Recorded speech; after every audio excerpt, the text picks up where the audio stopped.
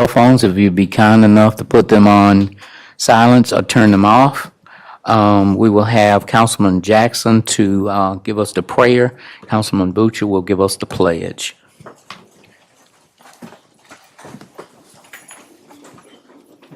Everybody can bow their heads. Gracious Father, we come to you today. Just want to praise your name. We want to thank you. We want you to continue to watch over the city, continue to bless our family, continue to bless these leaders as we do your will. Allow us this meeting to be productive. In your darling son Jesus' name we pray. Amen. Amen. Amen. If you would face the flag and repeat after me. I pledge allegiance to the flag of the United States of America and to the republic for which it stands, one nation, under God, indivisible, with liberty and justice for all. Madam Clerk, would you be kind enough to call the roll, please? Councilwoman Taylor. Present. Councilman Brooks. Here. Councilman Telephone. Here, ma'am. Councilman Butcher. Here. Councilman Jackson. Here. Councilman Green. I'm here. And Councilwoman Bowles. Present. Thank you. On tomorrow, I will entertain a motion to approve the minutes of the Administrative Conference meeting Monday, July 24, 2023, and the City Council meeting Tuesday, July 25th, 2023. Does any council member have any awards, recognition, or distinguished guests today not to exceed 15 minutes? I do, Chair. Mr. Chair. She beat me to the punch. Well, she had already asked it out.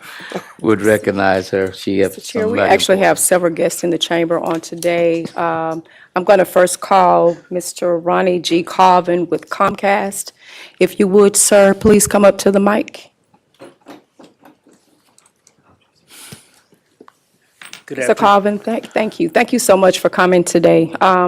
The reason for the call for you, sir, is that there have been a number of concern with Xfinity customers throughout the city of Shreveport after the recent storm of June 16th regarding their outages in their internet service and cable TV service. Sometimes there's been a delinquency in trying to reach a repairman for service, or when they have called and tried to reach Xfinity regarding a repair date. Sometimes that repair date has not been honored, and some have had to call Washington, D.C. in order for it to get some type of resolve. And so I know that we have agreement with the city of Shreveport, and so we need for you to be this mediator and going in and trying to help our citizens of Shreveport tell us what it is that they need to do, because one of the concerns that they have is that they pay quite a bit of money for service, and then they don't feel that they are getting the service that they're paying for, especially not just for residential customers, but also for our business customers as well. So if you can help us out on that part, I greatly appreciate it. I'm happy to. Again, good afternoon, everyone. My name is Ronnie Colvin. I'm Senior Director of External Affairs for Comcast. Have spent my entire career with the company and have been affiliated in one capacity or another with Shreveport for almost 14 years now. I also have with me Daryl Smith. He is the Senior Director of Technical Operations. This is part of his service area footprint, so to speak. He actually lived here and worked in the Shreveport office at one time. So as I mentioned, we've been the telecommunications provider in Shreveport. Time Warner was the company prior to Comcast coming in about 14 years ago. And we've made, in the last several years, we've done a lot of upgrades to the system. And we've roughly upgraded about 300 miles of the system. We got gigabit internet speeds here now available in the area. And we replaced, again, a lot of equipment and trying to help with the reliability piece. We've also involved in the community. We've got a lift zone here, which is, provides free Wi-Fi internet.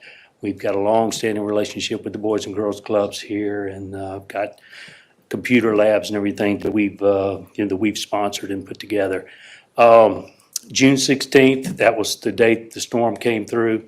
It was very, very impactful to our network and to our system. To put it in perspective for you, we had about it was 13 miles of plant that was down. But it wasn't all just in one area. It was 500 different locations where we actually had to go in and completely rebuild and, put up, some instances it was fiber optic, some of it was coax, but, we had 500 locations that were damaged beyond just, going out and putting that cable back up. It actually had to be replaced. Soon as the storm hit, Daryl and others within the company, we mobilized. I mean, we were a 7-state region. Our region's based out of Atlanta. I'm based out of Mississippi, but again, I come over here at least once a month usually. So we started with an assessment of the damage first. That's kind of the boots on the ground phase where we go out and do a complete assessment of the system and figure out what materials we're going to need, what kind of business partners, what kind of labor that we're going to have to make the repairs.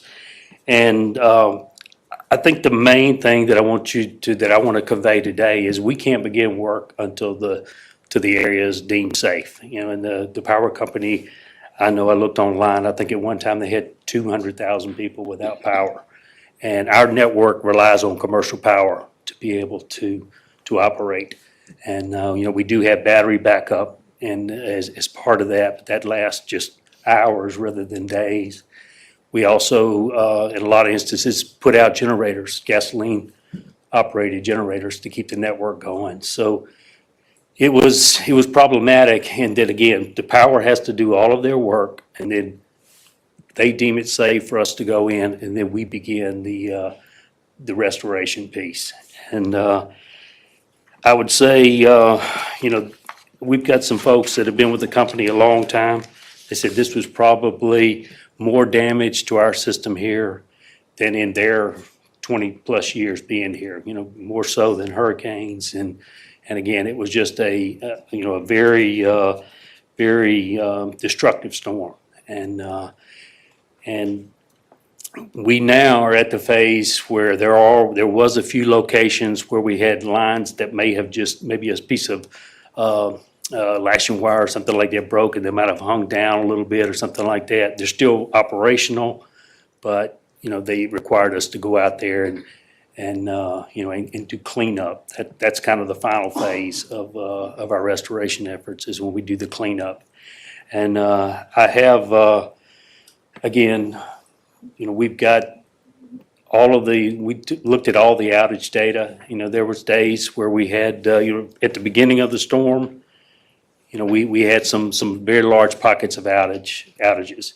And kind of what we do is we start with those large pockets first. And just like you would think you would do it is, what can you fix first where you get the most subscribers back on? And, so again, with 500 different locations where we had to go in and make repairs, it did take some time. But I'm happy to say, Daryl and I looked at the numbers before we came here today. There's 125 pending trouble calls out there. So if you called in today for a trouble call, you would either be on the docket for late tomorrow afternoon or for Wednesday morning. So, we're back now to business as usual, which is a good thing. And really, I'm just happy. I did get a list, Ms. Taylor, of the locations. We looked at those. Some of them we could see that they were in an outage, but it did come back on after a period of time.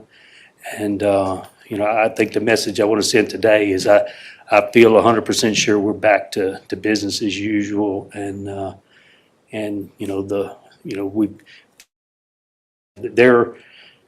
they're not going to stop. And we have a lot of our locations are in hurricane zones, for instance. So we have a full blown storm plan. And when a system, has a lot of outages, like we did here in Shreveport, we put that system in storm mode, what we call storm mode. So if you do call, it would let you know via recorded that, hey, listen, there's multiple outages going on in your area. And, we're working diligently to restore that. So Daryl and I are here to answer questions. If there's anything that that I didn't cover that we can possibly cover to address your Carver. concerns. So if customers have lines that are down in their yards, are they to call the 800 Xfinity number to get those lines repaired? And typically, what is the time frame in doing so? And I know that there are extenuating circumstances such as what we had with this, but typically, what is the time frame? Typically, the time frame for that would be, like I said, we're taking calls now for either late tomorrow afternoon or Wednesday morning. So they should be able to, if it's something though where it poses a safety concern for that home, for that homeowner, they have children or whatever, I don't mind getting those myself, Okay. either through any of you. I'll leave my business cards with the CAO to pass around. And Ms. Taylor, I think I gave you one. And I know a couple of the other folks here that I've dealt with, over the years. But, I would say if it's something that rises to the level of a safety concern, just get those to me directly. I'll get them to Daryl, and then we will get them addressed, same day. Okay. The other question I'm sure that many customers and business customers will have is that once their cable is out, the credits to their bills. Those are proactively done, and what we normally do is whatever your rate is, we'll prorate that by day. Okay.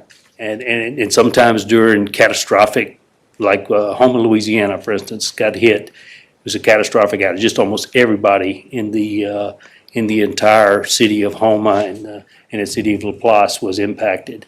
And we did do proactive credits when it gets down to the catastrophic level. Just go in and then issue. But when you've got isolated storms and pocket like this storm is, we do those on a transactional basis. So if you call in, and again, we would prorate your bill based on your rate and then how many days that you're servicing. And we can look at, see how, if when your modem went down, how long your modem was out of service. So, there is a kind of check and balance component So to they would that need as to well. call in. Yes, please. Mhm. Okay. How proactive are you all as far as cutting the limbs before the storm?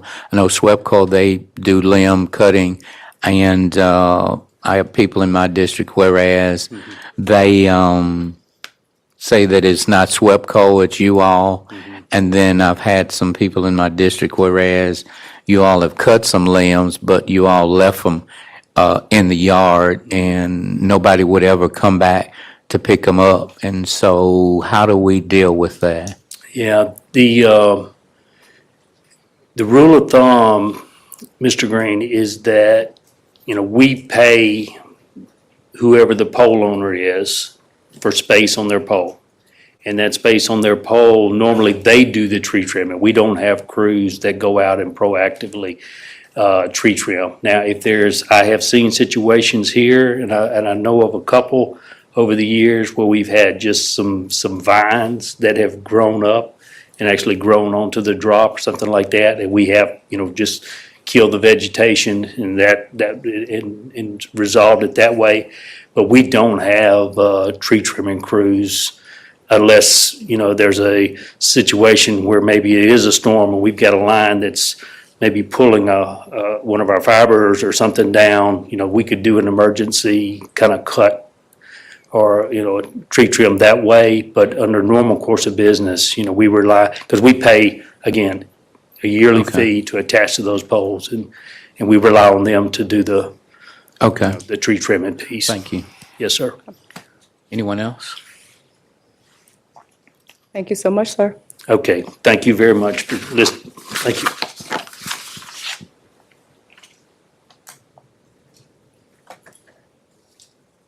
Councilman Butcher. You done? Okay. If I could call up Jessica Miller from Gingerbread House. She's got a short presentation to give to the council.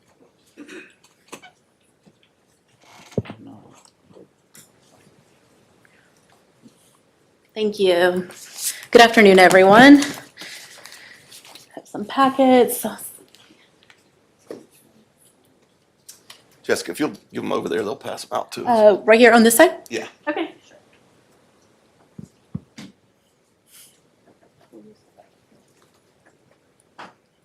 Thank you so much. Good afternoon, everyone. I'm Jessica Milan Miller. I'm the CEO of the Gingerbread House, and I appreciate the opportunity to be in front of you today. I want to share a little bit more about the Gingerbread House, the services that we provide for the city, and to kind of give you a historical perspective of our growth over the years. So as you know, the Gingerbread House was established 25 years ago in 1998. We have been serving our community since that time without interruption. We never stopped at any point, not even during COVID. We were operational because we are an essential service provider. When a child, a victim of abuse, ages 2 to 17, makes an allegation of abuse, has a disclosure, that child is brought to the Gingerbread House by law enforcement, and we conduct what is known as a forensic interview. We also conduct those interviews for any child witness of a violent crime.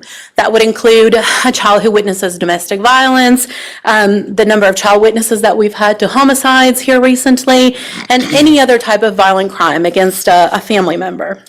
So the Gingerbread House, as I mentioned with the forensic interviews, those were done 24 hours a day. So we're on call anytime that any of our law enforcement partners in the 9 parishes that we serve has an emergency. They know who to call. They can call us. We open the facility at any time, morning or night, and we respond so that that child victim can receive the services that they need immediately.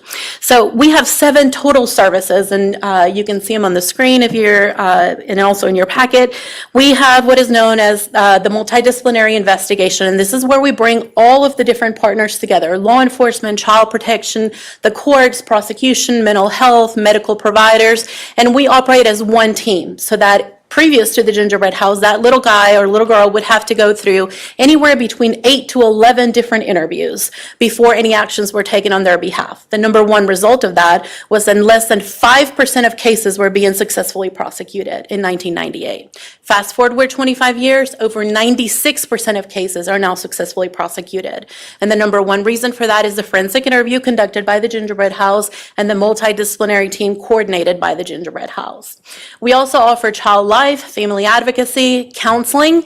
I think that one's really important to focus on, because every child that is forensically interviewed, and by the way, that's an average of 77 new victims every single month. We had 920 child victims over the last 12 months in our little corner of the state. Every time that a child is forensically interviewed, it opens the doors for all of our other services for them, and counseling is one of those services. Counseling is provided, trauma-informed counseling at the Gingerbread House, free of charge for that child victim for as long as they need it. For some kids, that might be 6 months, a year. For some other children, that might be 2-3 years. Up until the day before they turn 18, that child is eligible to receive counseling at the Gingerbread House. On our prevention side, after we started the Gingerbread House in '98, 5 or 6 years in, we realized we really need to not only be working with victims, we need to be proactive on the prevention side. We created a program called Knowledge is Power. That program has now been incorporated throughout Caddo, Bossier, Webster, and DeSoto parishes. And in the last 12 months, we served 50,216 children and adults through that program. Of course, with the goal being that we can reach kids before anything has happened to them, and we can empower them to know who to tell, what to tell, and to continue to tell until someone believes them and does something to help stop the abuse. And so that program has been very successful. But why a children's advocacy center? What is the benefit of that? Well, number one, that prosecution rate, as I mentioned to you, from less than 5% to over 96%, but also that our services are child-centered. We are accredited by National Children's Alliance. We go through a very thorough accreditation process every 5 years. We will be going through that in October of this year. And that is a national organization that has decided 10 best practice standards, similar to a hospital accreditation for the Joint Commission. And so they come, they look at every part of our services, they speak to every one of our 26 agencies on our multidisciplinary team, and then they will make a determination. And the Gingerbread House has received the highest designation over the last 5 years, over the last 5 accreditations that we've had. So over our 25 years, we've had 5 of them, and we have received the highest, which is accredited member with no recommendation for improvement. And so, you can fast forward. When we look at where we started and where we're going, we went from having law enforcement maybe be hesitant to bring a child to the gingerbread house thinking, here's one more person who could potentially contaminate my investigation or mess it up in some kind of way, to now, 25 years later, where every single one of these agencies relies on the Gingerbread House daily to serve the child victims in our city and in our parish. And so we've been recognized nationally. In 2015, National Children's Alliance highlighted 3 national programs, and the Gingerbread House was one of those 3. And that was for excellence in our work. And as you can see through the history, our caseload has continued to increase. Next slide. And so in the past 12 months, we had a 10.4% increase in cases. We were already the highest in the state. There's 15 centers like Gingerbread House. We were already serving the highest number of child victims. And even within the last 12 months, we had a 10.4% increase. Safe to assume, as much as I wish for a place like Gingerbread House to not be needed, unfortunately, that is not something that I foresee happening in our lifetime. And so what we can do is embrace the services that have been entrusted to us, to be diligent stewards of the funds entrusted to us, and then to do right by the children so that they can heal from the abuse and we can break those types of cycles that sometimes perpetuate themselves. We have 5 forensic interviewers on staff. I know you can't read all of the small print, but these are all of the trainings that our forensic interviewers go through. And so altogether, they have just under 6,000 children have been interviewed by this team right here. And so when you look at that, these interviewers are able to testify on behalf of children in court. That is very impactful to be able to have the forensic interviewer who has interviewed this number of children take the stand and testify on behalf of what she heard during that forensic interview as a fact witness. Sometimes our interviewers are called to court as an expert witness, and at that point they can give an opinion onto what they feel in that case. So let's look at, thank you. When we look at the other services, like the counseling services, over the last 12 months, we served 176 children in that program. Human trafficking, seems to be a buzzword these days, but so much more than that for us. In the last 12 months, we had 12 confirmed child victims of trafficking and 94 at-risk victims of trafficking. And so sometimes people will say, what makes the difference? Confirmed just means that during the forensic interview, the child disclosed and self-identified, and the 94 means all the red flags were there, but the child did not self-disclose as a victim of trafficking. And so law enforcement, our entire team, our forensic team, felt this child met the criteria, but the child, depending on their age, 3, 4, 5 years old, maybe didn't disclose directly that they self-identified as a victim. So altogether, 106 child victims in the last 12 months. It's a heinous number, if you ask me. All of the services offered by the Gingerbread House are free of charge, and that's why it's so crucial for us to have the community support that we so desperately need. So, which brings me to this next slide that I want to just spend a little bit of time. So, when we look at our statistics for the last 12 months, 46% of our caseload was for the Shreveport Police Department and Caddo Parish Sheriff's Office for child victims in the city of Shreveport and in our parish. And so out of the 920 cases that we handled over the last 12 months, 422 were right here in our city. And so currently, the city of Shreveport provides funding to the Gingerbread House to the amount of $15,000 on an annual basis, and that has been happening just for the last 3 years only. And so when you compare our budget, which is $1.3 million, our budget necessary to meet the current demand from child victims, the city is currently providing 1.2% of our budget, even though we're handling 46% of our caseload for the city and the parish. So some of the, numbers and facts and statistics we can all forget to some degree. However, the kids that walk through our doors, those we can never forget. So I'm going to read to you just a few of those, and then I'll wrap it up and open it up for some questions if you have any. So we had an 8-year-old male who stated, "Thank you for making me feel safe." One sentence, but it carries volumes. This is what we strive to do day in and day out, help children feel safe who have already felt unsafe, often by the very family members that should have been protecting them in the first place. I want to share with you 2 others, and I'm going to read one of them to you. "I was so scared when I came the first time because I was worried that everyone was going to judge me for what had happened. I didn't know what to expect here. I talked to Abby, she's one of our child life specialists, and she told me everything that was going to happen, and in that moment I knew I was going to be okay. It helped a lot knowing what I was getting into after I left her office."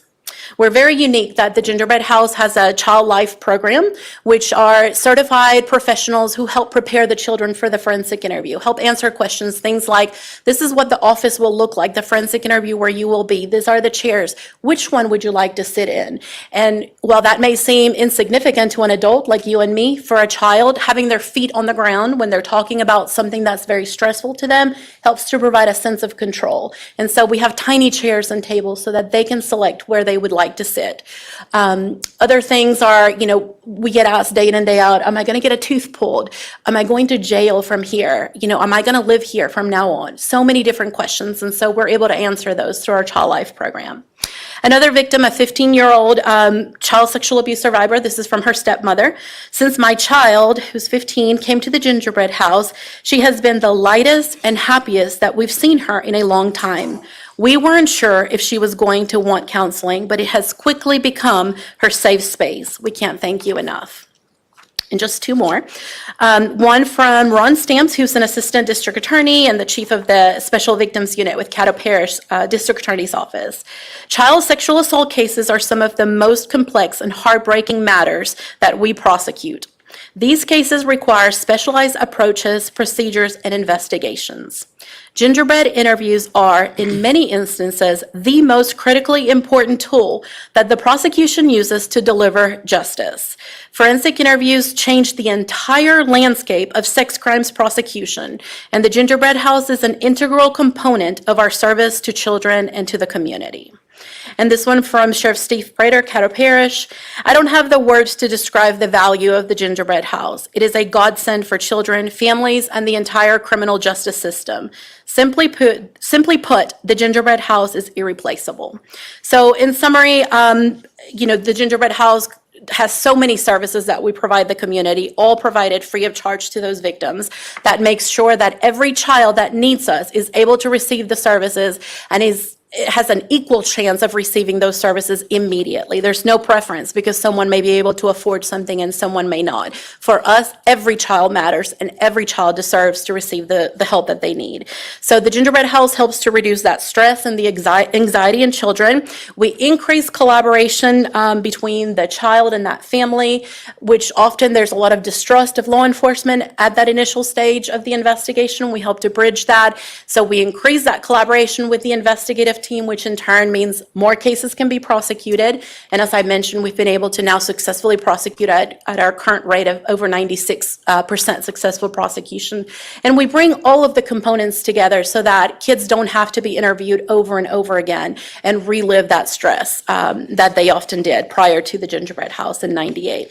We have 14 staff members. This is a photo of our staff members. And then Rambo, who's our certified therapy dog, probably the favorite staff member, and I think that he's probably both for the children and families as well as for our team. And so thank you in advance for the opportunity to come before you and share this information with you.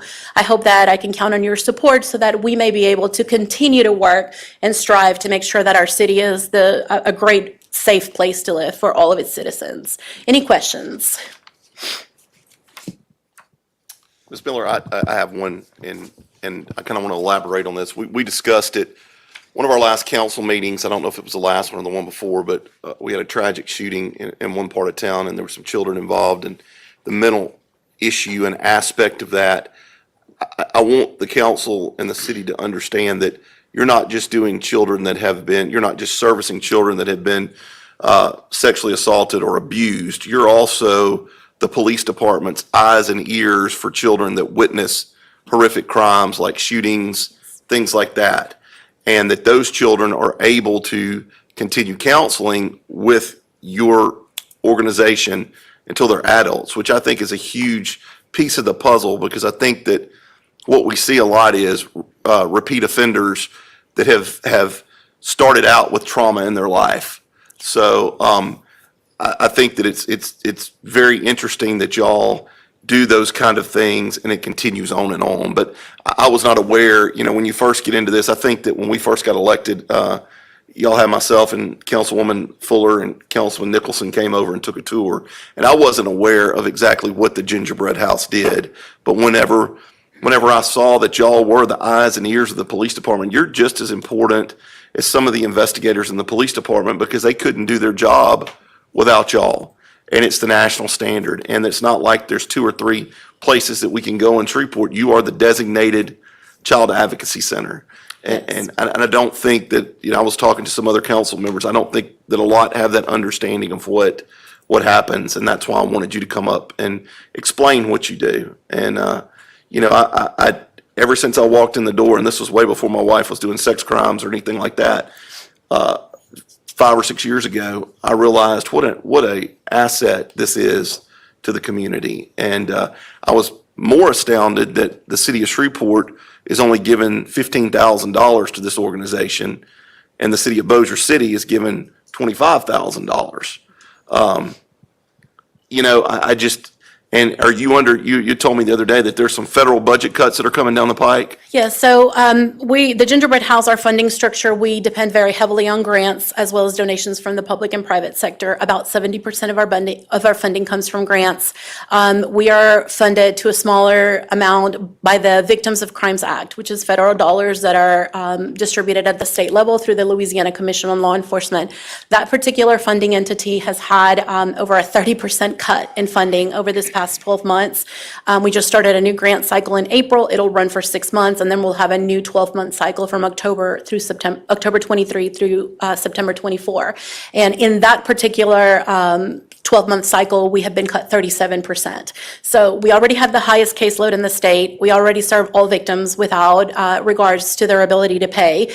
As Mr. Butcher described, we are not only for victims of sexual assault. 2 weekends ago, we had a 6-year-old who was a witness to a homicide, and on a Saturday at 1 o'clock, that child was identified and brought to the Gingerbread House and spent the next 4.5 hours going through 1 hour for the forensic interview, and then the other 3.5 hours while the Department of Children and Family Services identified the correct placement for that child.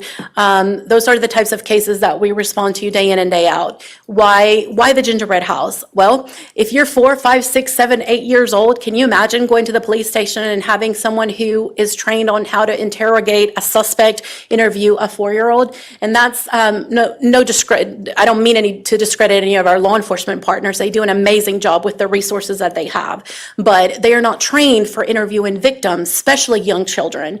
And so in front of you in your packet, you have the breakdown by age of the victims that we serve, and you can see that 0 to 6-year-old, 6 to 12. These are young kids all the way up until the day before they turn adults.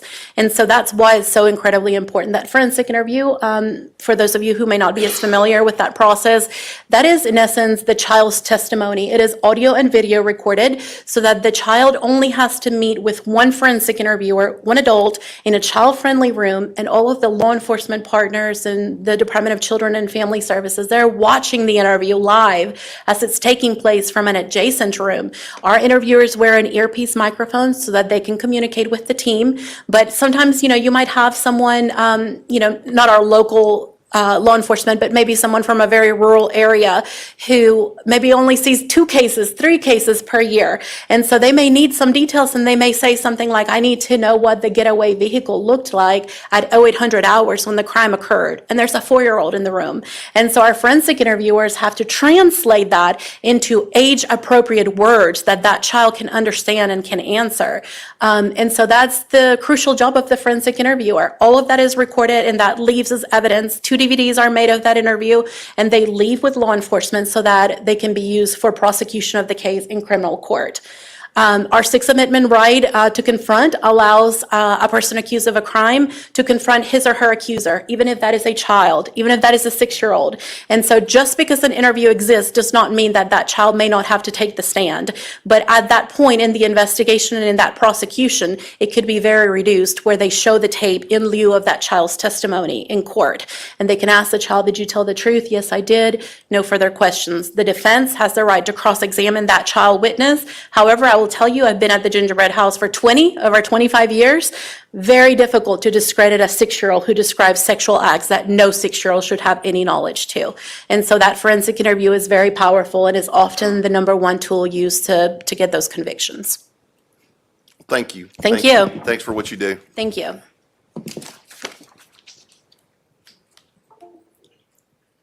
Community Foundation, Christy Galveston.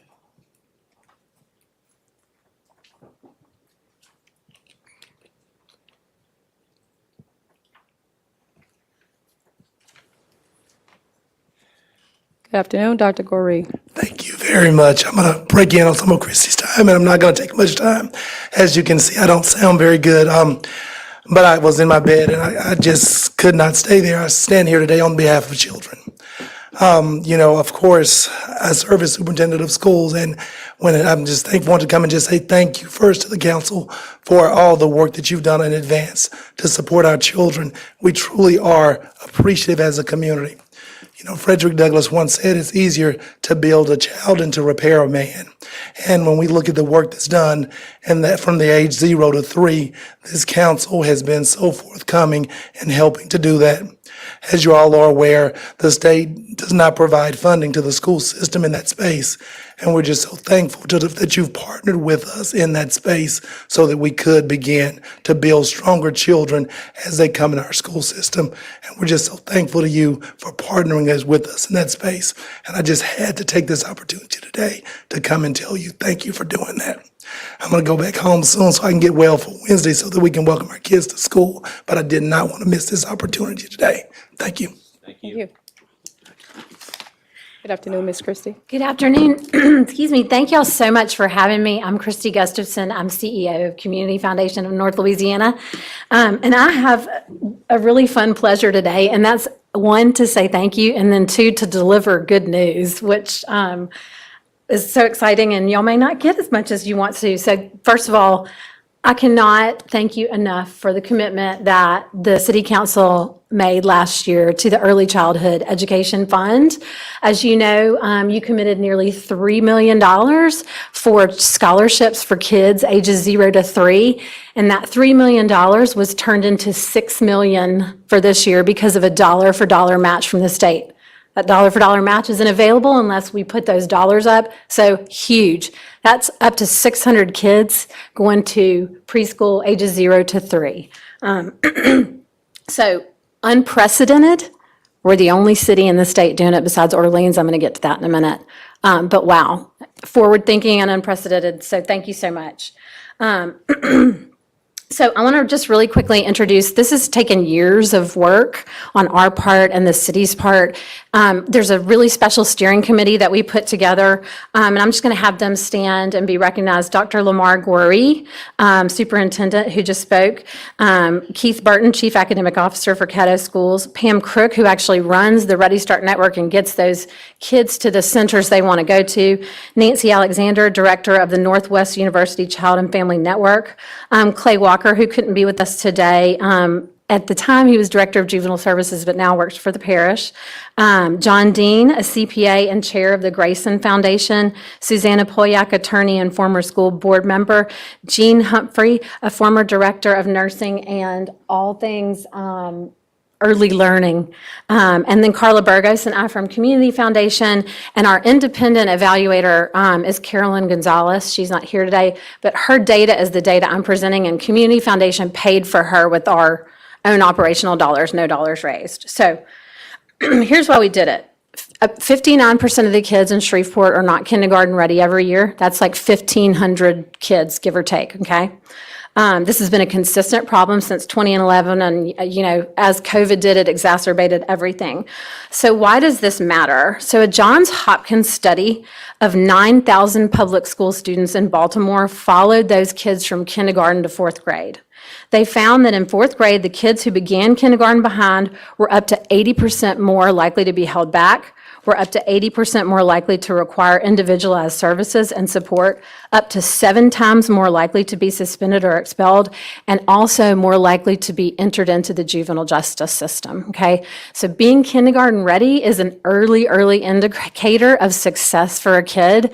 And the way that we can get kids kindergarten ready is by preschool, and I'm about to show you the most exciting data that I've pulled since I've been at the Community Foundation.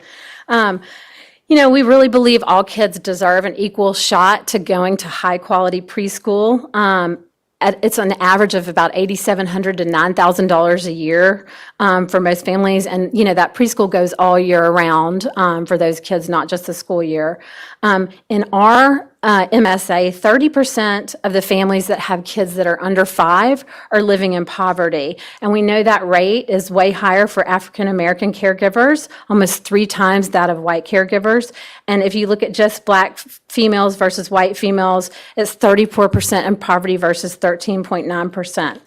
If you look at the median income of our community, $9,000 for childcare a year is not affordable. So if you don't have a place that's safe to send your kid every day, you cannot get to work, you cannot get to school. It's plain.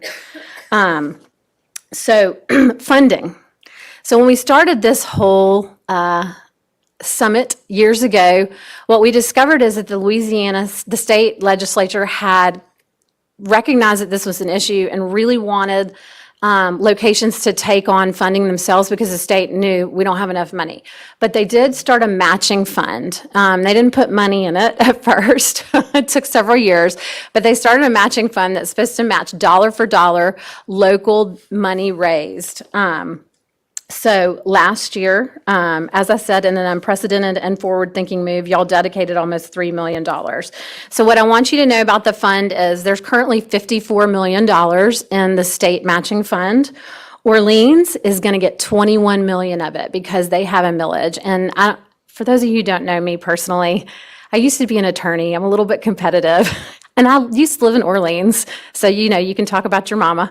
I was like, we cannot let them have all this money. We have to have some of this money for North Louisiana. We never get our fair share.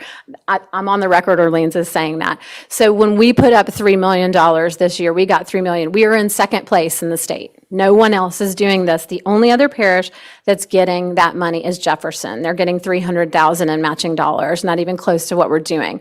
What's really important about this is, as a community, what I'm hearing from the Department of Ed is we are getting preferential treatment. This is a first come, first served fund. We were in, and we were in quickly. We were talking to them years ago about this. So we have this preferential number 2 spot, and we could stand to lose those matching dollars if we don't keep the level of funding up at least to $3 million or more. I get constantly called about this from other cities. People are really wanting to take advantage of this. How did we do it?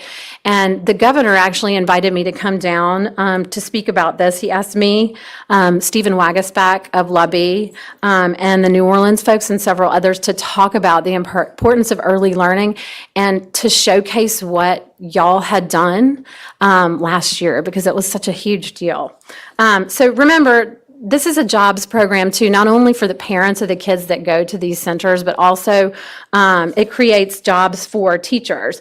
And so I have a handout that I emailed to everybody. I also have paper copies if anybody's old school and wants some, just in case we got some old school lawyers in here that like paper. But here are the results, and this is what's so exciting to me.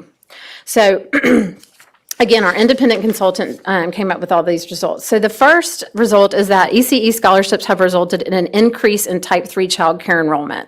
I mean, that's not a surprise. More dollars, more kids can go to type 3 child care centers. So in 2019, the total number of kids that was going to child care centers type 3 were a little over 3,400 kids. And remember, back of your mind, 1,500 kids are showing up not ready, right?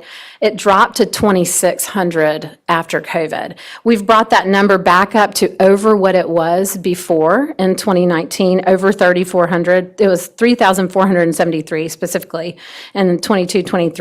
But what's really thrilling is we have drastically increased the number of infants, 1-year-olds, and 2-year-olds that are attending because early brain development for those kids is the most important. And the other thing is that for the centers, and there are tons of centers in our community, there's over 50, it is way more expensive to educate the kids that are 0 to 3 than it is the 4 and 5-year-olds because, the teacher to student ratio is much lower. Anything from diapering to feeding and all those kinds of things, y'all understand.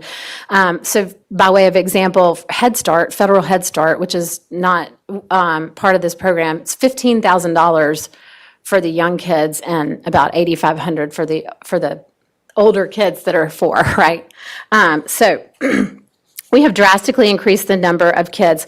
Last year, 209 kids got scholarships from the $2 million that we raised, and then another 191 children got scholarships because Dr. Gorey and Pam Crook and his team filed a grant application for that purpose to the state. Second result, ECE scholarships have resulted in increased revenue for child care centers. So we are currently working with a number of child care centers, and I'm going to read them to you in just a minute, but what's really important about this is during COVID, 77% of the child care centers in the state lost a ton of revenue, and it was like 137.5 million total in revenue because people are pulling little kids out. They're scared to send their kids to school. So part of this, not only are we helping out children and their families, but we're also helping these small businesses. So these are the providers that are currently participating in the ECE scholarship program. We're adding more all the time, and we'll keep increasing as long as we can.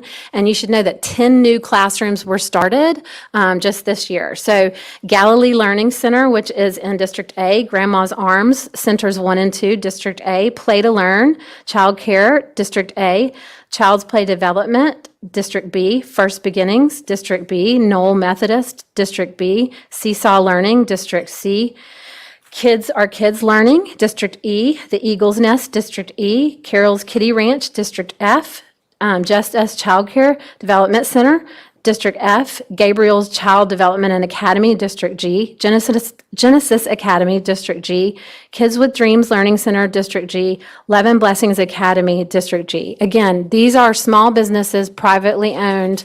They don't get any normal Department of Education funding. This is early childhood education specific learning. And then here's my most exciting point. The children who attended Type 3 child care centers are more kindergarten ready than their peers, but what we wanted to know is, and that was our hypothesis, but we wanted to know how much more would they be ready. So last year, our independent consultant pulled the kindergarten readiness scores of the kids who attended Type 3 child care centers, and she compared them to kids who went to private schools, private preschools, and she compared them to the kids that stayed home. So the kids that went to Type 3 child care centers got an average score of 61.4% versus the national percentile on the kindergarten readiness test. The children that stayed home got an average score of 28.2%. So we're talking almost 3 times better from going to a Type 3 child care center than staying at home. The one thing that's really amazing about this program to me is there's so much choice involved for the family. A family that can't afford childcare and preschool gets to select the center that they feel is best for them based on the location of the center, how close it is to their home, what the center brings to them just as any parent that can afford it. And to me, that choice as a mother is incredible and so needed. So I'm trying to make sure I've gotten all my data here for you. So I just want to say thank you to all of you. Again, this is really unprecedented. I mean, I'm getting national calls about it. It's really so cool. The steering committee has worked so hard. Community Foundation is taking $0 in administrative expense for this. I should have kept a timesheet and I didn't. I would just be curious to know, but I've spent thousands of hours on this. It's important that Caddo Schools is not taking an administrative expense for this. And actually, Caddo is paying for the department employees that get the kids' applications in and get them scholarshiped out to the centers. So we're all playing a role here, and I just thank you for being a part of that role. So can I answer any questions? I don't have any questions for you, but I'd like to thank you for your presentation. Dr. Corey, could you come back up? And while you're coming, I got a text from one of my cousins said that on your way home, if you stop by Thrifty, they have some Kentucky something that will help you with you. He didn't know the last name of it, but he says it starts with Kentucky something, so they'll know what it is once you get over there. Ms. Christie, don't leave. I go to the one in District G. How about that, Ms. Bowman? But I wanted to ask you, some of your board members was irate about the source where this money is coming from. In fact, we've been waiting for a letter that I'd heard that some of them were going to write about. They didn't like the source. And so I've never heard them recant the statements that they made at the board meeting. So my question is, are they on board? Are they still not willing to take this money? No, absolutely, absolutely. Everyone's on board with the. Look like your first voice off, getting better. It's getting a little better there. Let me see. I think it's gone. No, it's not gone. It's getting better. But let me say this. First off, I want to thank the council too for everything you do to protect the safety of our children as you transfer them to and from school. I think that we all know that the implementation of the source of the revenue was quite controversial, but I think we all know in the end, it's all about the safety of our boys and girls. Our entire board 100% does appreciate that. I do think, in all fairness to the school system, we've been a wonderful partner with helping to communicate how to support the Blue Lines solutions and everything that we could do, and we'll continue to do that. And again, I do think we'll have a very smooth year this year with that. So our board does stand united in support of that. So thank you again for everything the city has always done, even with, crossing guards, even before Blue Line, to help us support getting children to school safely. So our board does stand in support of that. Yes, sir. And I just like, if you could, to just send us a letter, thank you with take care- that I will support. take care of that, I sir. really would appreciate it. Absolutely, we'll take care of Thank that. you, and I hope you feel better. Thank you. Ms. Christie? Thank you for the numbers that you have presented. What is always so concerning for me, especially when you talk about the age of 0 to 3 years old, is the cradle to prison pipeline.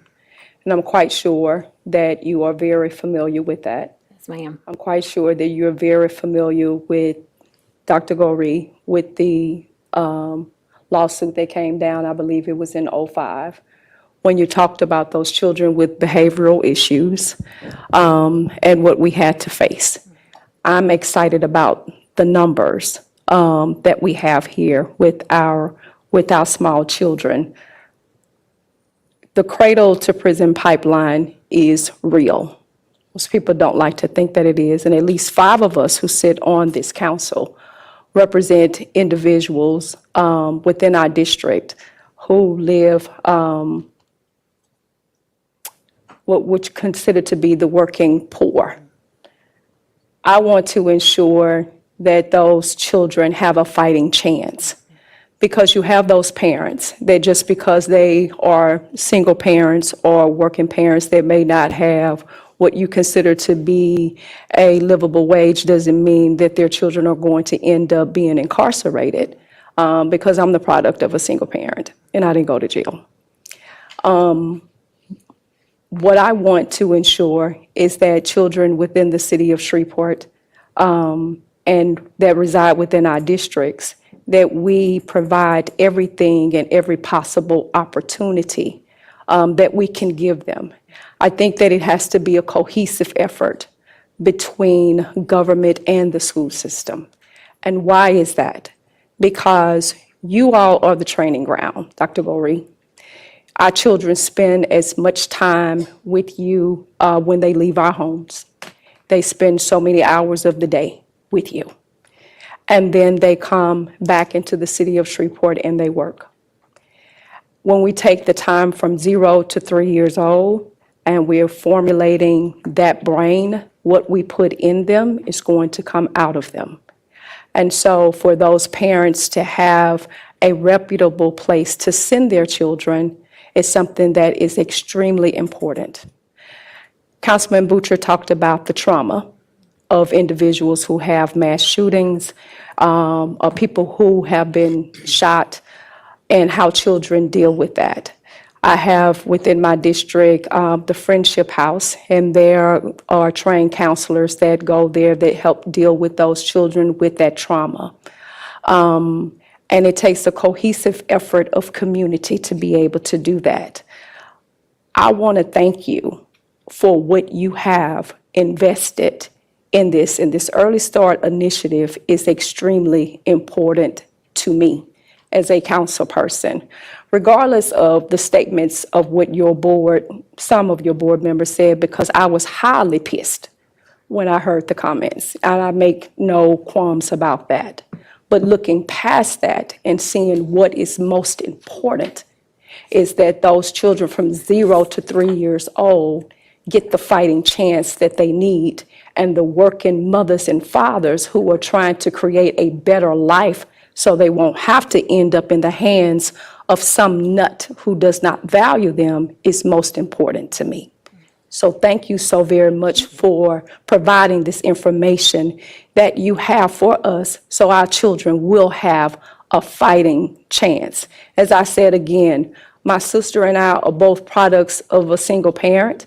Both my mother and my father loved us tremendously. My sister is a doctor. Today is her birthday. Happy birthday to Mia. You know, but again, we can break whatever barriers that we need in order to, when we have the right foundation. I think what's been so exciting about this too is when the steering committee got together, we decided, that each of the centers that gets to participate in getting the additional funding for scholarships has to be of high quality. And the quality of the centers every year over the past 4 or 5 years that I've been doing this, overall keeps going up. And it's the natural competition that they have amongst one another to be a great place for a kid to be. And I when I was practicing law years ago, I got appointed to represent a little girl who had been involved in an altercation with some kids. She was about 10, which is about the age of my daughter now. And her, this is a pro bono. We get pulled to do these things as lawyers. The mother of the little girl said, I need you to talk to the judge and get her in after-school care until 7 o'clock. I can't get home until then, and I don't feel like she's safe in our neighborhood in the situation by herself. And I was like, you sure you want me to that would be extra punishment for what, she had been involved in. And she was like, 100%, absolutely. I need to feel like she's in a safe place in the afternoon. And, these ECE centers do the same thing. And then in closing, I'll just tell you, there's a really good, in addition to that Johns Hopkins study, that's exactly what you're talking about, that's cradle to prison pipeline. There's a really good study that James Heckman, who is a Nobel Prize winning economist from Harvard, did. And he basically said spending preventative dollars on young children brings a 14 to 17% return on investment rather than the reactionary dollars that we have to spend later to address all the problems that come with not being ready for school. So. Thank you so much. Yes, thank you. Any other questions? Councilwoman Bowman. Councilwoman Bowman. Yes. Hi there. I want to say thank you for the presentation and be transparent. I did have some concerns about the money. Okay. So I appreciate you coming to explain. Oh, good. And I want you to come down more Sure. because we just didn't know if it was making a difference. Absolutely. Now that I see that what you're doing is working, I feel a lot better, but we didn't know. Yes. I mean, coming on as a new council member, I want to see if it was making a difference. Yes, and I have all of the data. Pam Crook and Dr. Gorey and Keith Burton have all the data for the kids who enroll, and then our external provider is the one who's actually looking at their test scores. So if you guys have any, like, how many kids are going to this center versus this center, we've got all that. I can break it down. Just let me know what you need. Okay, thank you. Councilman Telefair. One quick thing I'd like to add to, you talk about the prisoner pipeline, which is an incredible study, but I also want to talk about a study around that 30 million word gap, and a study that talks about from 0 to 3, there are 30 million words if children are not exposed to. Correct. Neurologically, there's nothing you can do. We want to make sure that our babies, especially our babies who are being raised in homes where the vocabulary is limited, we want to make sure that they're exposed to them. In these programs, that's what's happening. So thank you. And notably, they have to be exposed to a human being speaking, Correct. not an electronic. Yeah. It's I remember when they did that study in Macomb, Mississippi. Yeah, it's an incredible study. Mr. Telefair. I think, were there other Yes, questions? yes, ma'am. Yes. Just a quick question. How do we increase our percentage of success or readiness for these children that we are currently working to get ready to success into kindergarten? So there's a lot of interesting things going on. So a number of years ago, it's probably been 10 or 12, I can feel Nancy's in the background. She knows all the, I'm going to try to get it all correct. The state came along and said, what we want to do is, if we're going to put some state funding out for type 3 childcare centers, we want to hold them accountable and we want to make sure that they're meeting a specific standard. So the state actually grades the type 3 childcare centers, but they also require that they use a certain curriculum. And so what Nancy Alexander and her group at Northwestern does is she has a pocket of funding. Y'all probably have heard about the business tax credits for early childhood. They fund the work that Nancy does, and she actually goes out and works with the centers to make sure that they are increasing their value and that they're meeting the curricular standards. And so I think, the program is relatively new. I mean, 10 years old, but it's really gaining traction for the centers, and we see that the centers' grades are going up and up.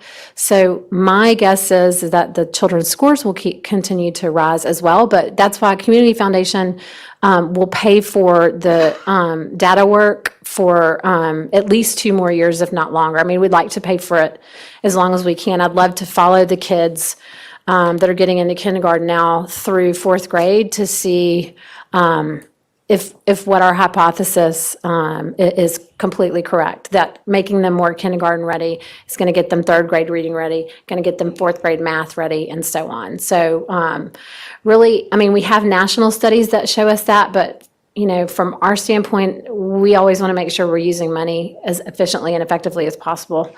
And so we're going to follow the actual kids that are getting these scholarships to make sure that they're doing better. And I'm glad that you brought the tracking, because that was my next question, is that it's one thing to get them prepped. It's another thing to track their success. And however you do that, you do whatever method works. I'm surprised we don't do that already, or that there's not metrics in place to where So they do it in this. it works from first. They do it in the school system. So what happens is the kids come into kindergarten and they take a kindergarten readiness exam. It's called I-STEEP. Take it at the beginning of the year, and then they take it at the end. And then, of course, their LEAP scores and other things are how the children are tracked as they go along. But what we were finding is the lack of kindergarten readiness was correlating with kids in 3rd grade sort of dropping off. So usually what happens is the kindergarten teachers do an incredible job. If you look at the I-STEEP scores, they'll really elevate the kids in that first kindergarten year. But what happens is often the kids, even though they start doing better, they can't keep that peak up because they weren't ready to begin with. And so what we're trying to do is make sure that they are going along that upward trajectory the whole time. So the school system's actually doing an amazing job taking the kids that aren't kindergarten ready and getting them out of kindergarten with what they need to know, but if they start out behind, they can't ever completely catch up. We know that statistically. I had that conversation with Clay multiple times. Yes, on yes, how far we are behind. yes. If we don't do what's critical between the 3 and 5. Yeah. age. And to me, 60% is just not okay. We can do better. I mean, at least 50% of the children, if not more, should be kindergarten ready. We can do better. Yes, ma'am. Thank you. Thank you. Any other questions? Did you say Mr. Keith Burton was here as well? Yes. Keith? Hey, man, I just want to say good evening. I'm still going to take you up on lunch. I'm just on a diet right now. But I'll leave enough for both of us. I appreciate it. Also, we have Ms. Vaughn Jennings in the audience. Thank you all so much, and y'all had a great presentation. Thanks. And I'll leave these for y'all. It's all the numbers if you want them. Thank you. Ms. Rashida? Oh, Gary, you had a question? a question? I was going to call someone up, Okay. a special guest. Got one more person. Okay. It's coming. Ms. Rashida? I'll get you. Okay. Good afternoon. Good afternoon. How are you? Oh, fairly middling, but I'm doing good. It's a marvelous Monday. Say it one more It's a time. marvelous Monday. This is a marvelous Monday. Give us a little brief overview. Financial empowerment. Sure. So the Shreveport Financial Empowerment Center is a direct partnership between the City of Shreveport and United Way of Northwest Louisiana. And what happens is that we have a twofold. The City of Shreveport is the government municipality, and United Way operates the day-to-day operations. The Financial Empowerment Center provides free professional one-on-one financial counseling as a public service to any and everyone, regardless of their incomes. And we started this particular journey back in 2018 to be able to see this actually happen. However, when we opened our doors, this was in the pandemic, which was in May of 2020. And so we all know when we were in May of 2020, it was hectic. But what we wanted to make sure was that we provided this service, and it could not have come at a better time because of the fact that people were losing their jobs. People still had bills, but they had no idea where they needed to turn. They had credit, they had debt situations that were happening, and they were afraid of losing their homes if they were homeowners. So we became a hub to not only just do the one-on-one financial counseling, but then also to address those pressing needs that those clients had. So with our center is very different because some can have this notion that we just do financial literacy, but that is not the case. We do very comprehensive development. And what we do with that, we help them with their finances in whatever stages they're in. A client comes to us, or if we go out into the public and talk to them, a client comes to us with their pressing needs and then their goals. Our job is to make sure that we walk those individuals step by step until their goals are met. Even after those clients have met those goals, they still keep in contact with us because they don't want to make a financial decision that's going to put them in a bad space. And sometimes that happens and they don't want to call us. And the next thing you know, we're like, okay, it's fine. You did what you did.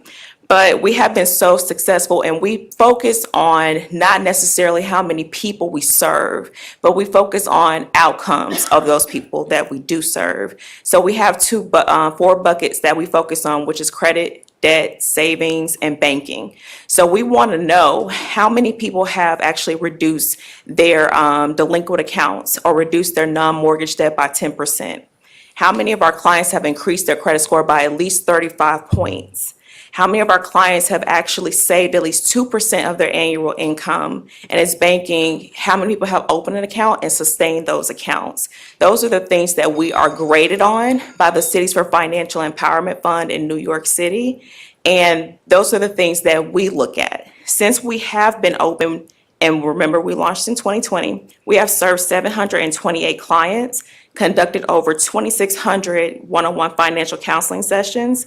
And with those clients and during those sessions, we were able to have basically a debt reduction of over $1.6 million. And that was done by our clients and with the work of our counselors. And then also, as far as their savings increased, we have helped our clients save over $899,000. And of course, some people will say, how do you keep that data? Well, all of this is actually in our database that's called FECBOT, and all of it has to be verified by both basically our internal system and then also the clients themselves. And I did want to have a few other numbers I wanted to share with you all.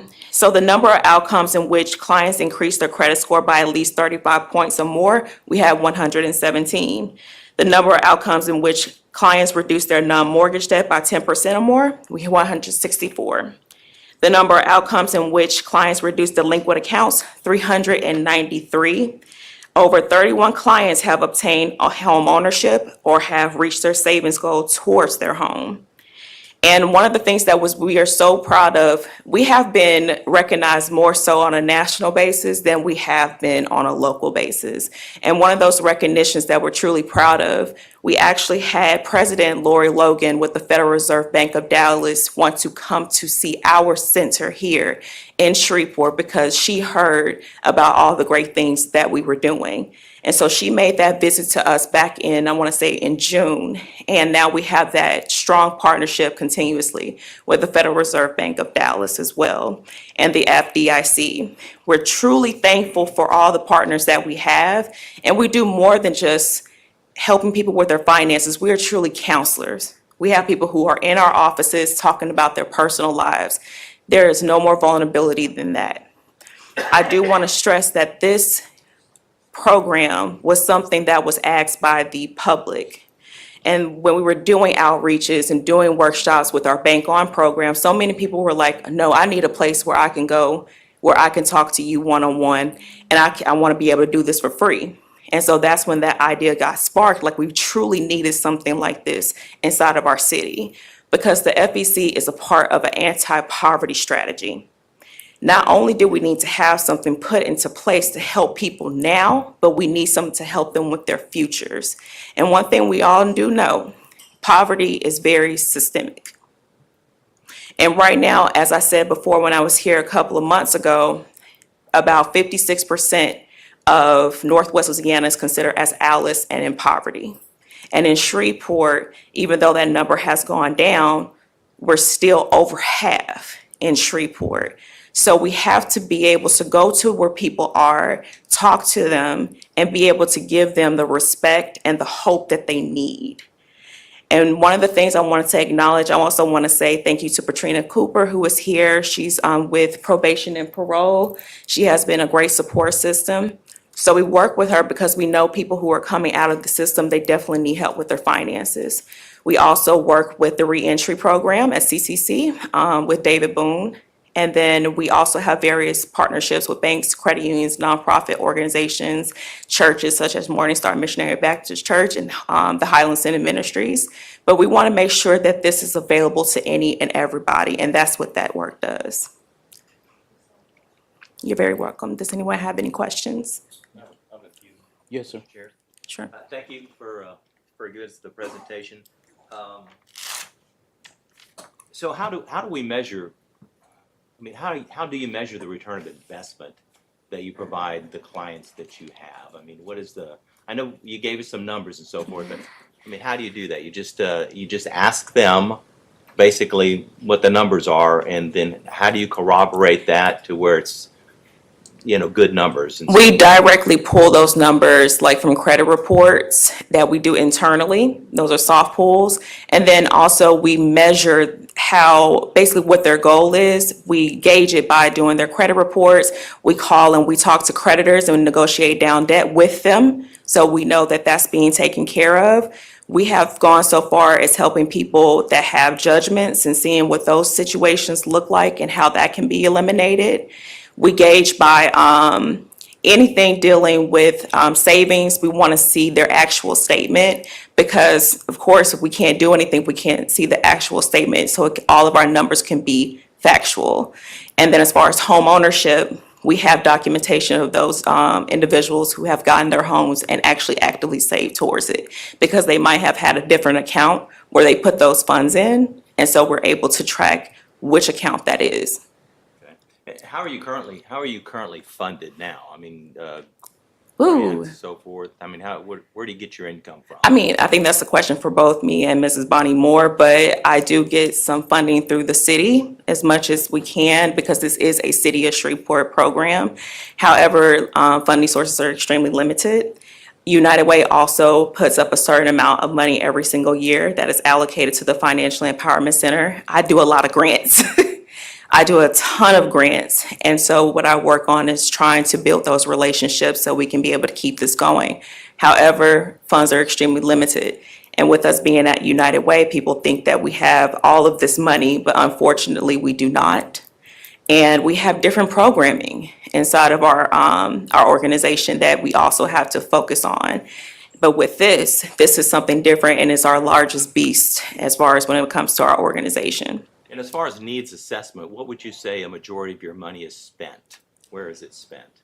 As far as our budget is concerned, really that is a lot towards salaries because the financial counselors are the work. They are the center. So they're the ones doing the work. Okay, and their salary. Their salary. Yes, salaries, benefits, and then also continuous training. So continuing education because we must have at least 30 hours of continuing education per year. And to be able to keep all of our accreditations.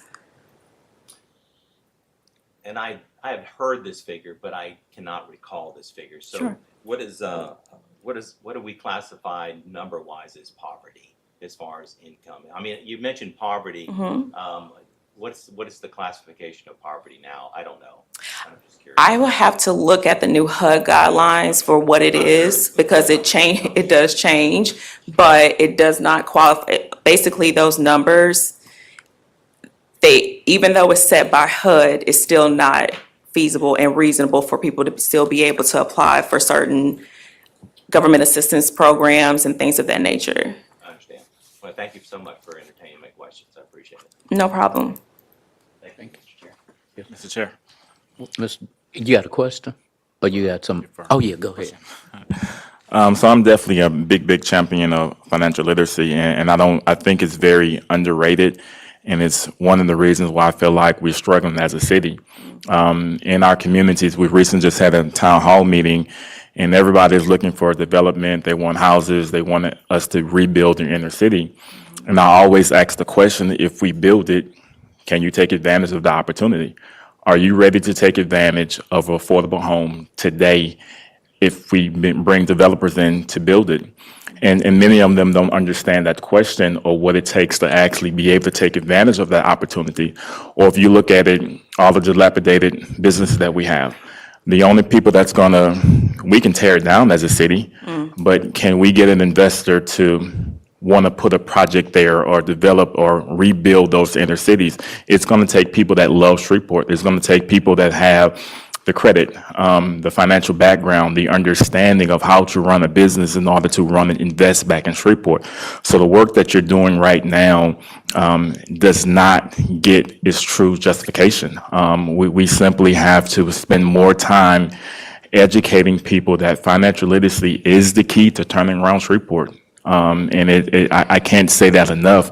And for those who don't understand it, is because we're not living in that world anymore. It's just like the last speaker with the education.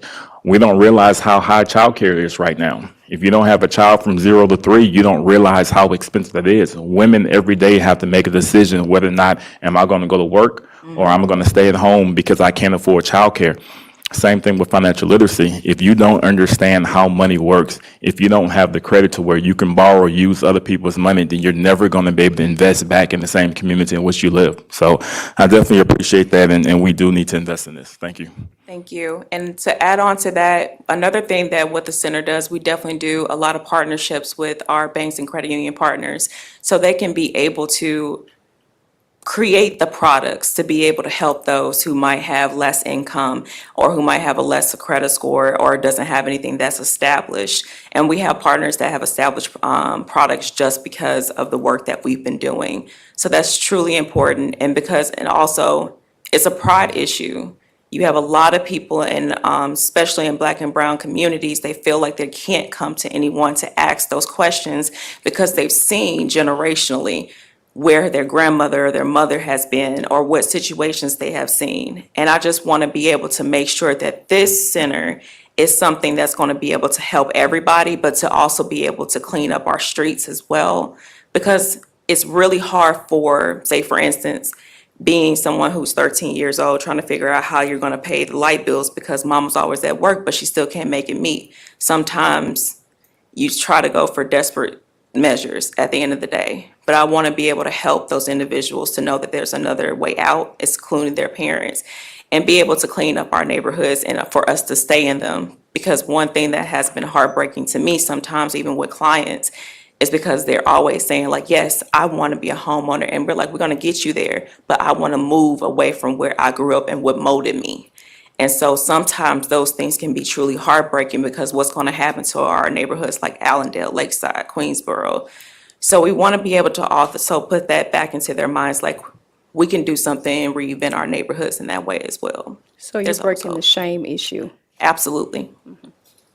Very good. I have a follow-up. Yes, sir. As a realtor, I'm very interested in championing other opportunities for people to purchase their own home. Thank you. On a piece of the rock, so to speak.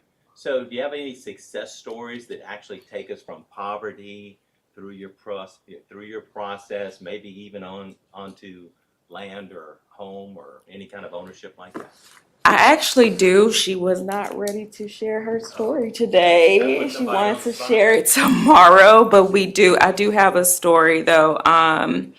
As far as one of our clients, her name is Chatina, and I can say her name because she does stuff for us all the time. She loves to share her story. She came in, master's degree, works for a nonprofit organization, was not making a lot of money at that time, but her dream was to get her finances in order and to make sure that she was able to own something that was for her and her daughter.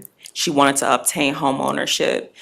Jatina is a person who's very hyper and energetic. So anything and everything, she wanted to know, how do I do this and what needs to be done? And not only did she save towards home ownership, but she also was able to buy and purchase her home. Her credit score went up about over 100 points, which is phenomenal. And her counselor truly walked her through the whole home buying process with her. And then she also wanted to make sure that she put up funds for her daughter to go off to college. And her daughter is now going off to college this year, if I'm not mistaken. So we have so many different scenarios. We've had businesses, clients to come in, Richard and Velma. They're great. They had increased their credit score by over 200 points. That's awesome. Over 200 points. They were able to meet their goal in that way because they wanted to become small business owners. And now they are a small business owner of a food truck, a Boudin food truck as well. So you can see them at Juneteenth and some of the festivals that's going on. Very good. You're welcome. Thanks. Thank you. Councilman Brooks. Yes, sir. I'd like to call up Joey Jones with the North Louisiana Crime Lab. Okay. Are we good? Yes, ma'am. With Thank you. Thank you. so much.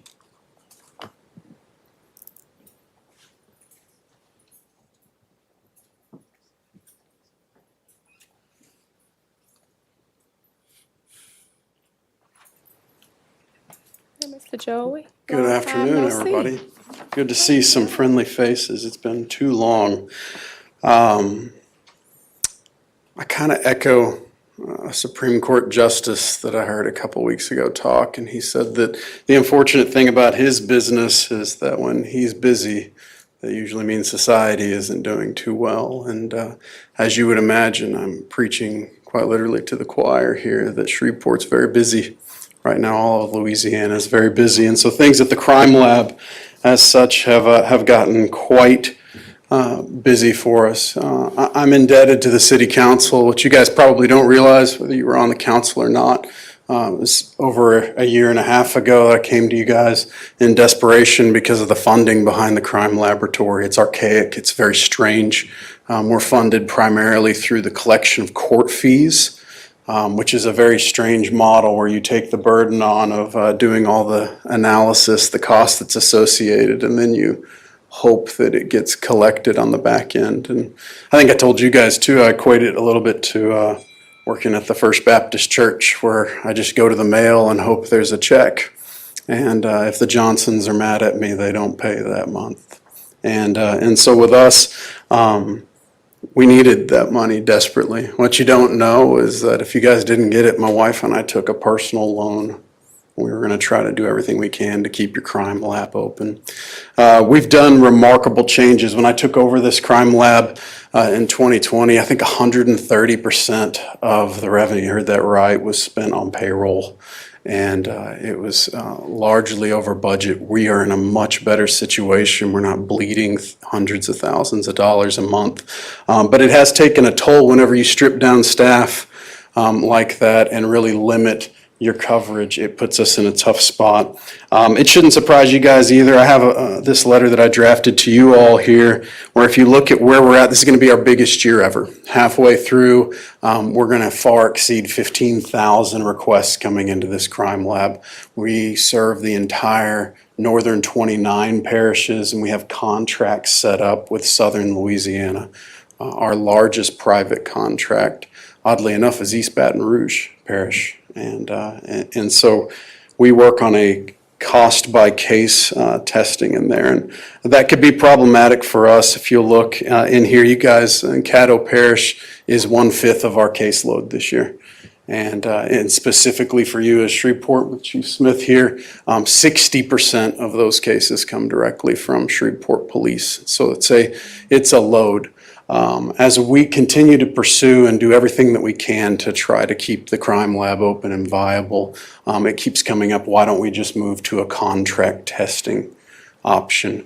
And so I've drafted this letter just to show you where we're at so far from the year.